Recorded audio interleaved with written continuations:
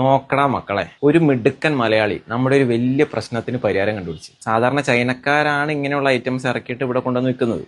ഇതാണ് ഐറ്റം. പക്ഷെ ഇക്കുറി നമ്മുടെ പയ്യൻ അത് കണ്ടുപിടിച്ചു, അതിന് പാറ്റന്റ് കൊടുത്തു. 1 2 3 4 ചാർജ്. പെർഫെക്റ്റ്.